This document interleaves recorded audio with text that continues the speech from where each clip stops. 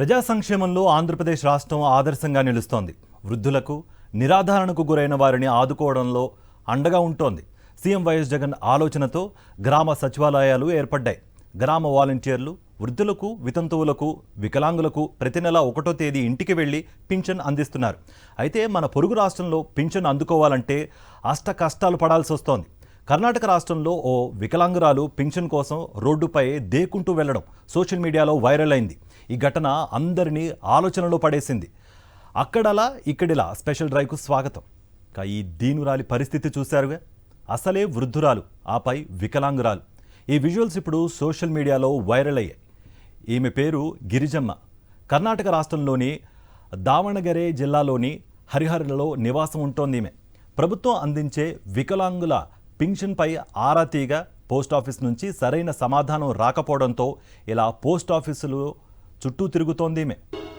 2 నెలల పింఛన్ రాకపోవడంపై గిరిజమ్మ 2 కిలోమీటర్లు ఇలానే నేలపై ప్రాకులాడుతూ పోస్టాఫీసులకు వచ్చింది. ఆమెకు సంతానం, వయసు 77. కుటుంబ పింఛన్లపై ఆధారపడి జీవించేదామె. అధికారులు సమస్యను పరిష్కరిస్తారనే ఆశతో కనికెబెర్రలకెర గ్రామ పోస్టాఫీస్కు కాల్ చేసింది. అయినా ప్రయోజనం జరగలేదు. ఓవైపు 2 నెలలుగా పింఛన్ రాకపోవడం, మరోవైపు దానిపై సమాచారం తెలుసుకోవడానికి పోస్టాఫీస్ వరకు వెళ్లడానికి డబ్బులు లేకపోవడంతో ఆమె రోడ్డుపై ఇలా పాకుతూ వెళ్లాల్సి వచ్చింది.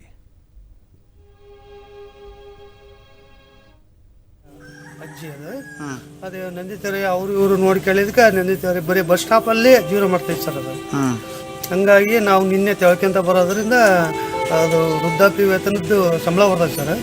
ಅದಕ್ಕೆ ಅವರಿಗೆ ಫೋನ್ ಮಾಡಿ ಹೇಳಿದ್ರೆ ಹೋಗಿ ಕೊಡಕ್ಕಾಗಲ್ಲ ಏನಪ್ಪ ಅಂತ ಅಂದ್ರೆ ನೀನೇ ಇದ್ರು ಕೊಡಪ್ಪ ಅಂತ ಹೇಳಿ ಅವ್ರು ಹೇಳಿದ್ರು ಸರ್. ಹಂಗಾಗಿ ನಾನು ಅವ್ರಿಗೆ ಫೋನ್ ಮಾಡಿದೆ. ನನ್ನ ಹತ್ರ ದುಡ್ಡಿಲ್ಲ, ಈಗ 2 ತಿಂಗಳು ಕೊಡ್ಬೇಕಂತ ಸರ್. ಅಜ್ಜಿ ಹೇಳ್ತಿರೋದು 2 ತಿಂಗಳಿಂದ ಕೊಡ್ಬೇಕಂತೇಳಿ, ಅವರು ಪೋಸ್ಟ್ ಮ್ಯಾನ್ ಹೇಳ್ತಿರೋದು 1 ತಿಂಗಳು ಕೊಡ್ಬೇಕಂತೇಳಿ.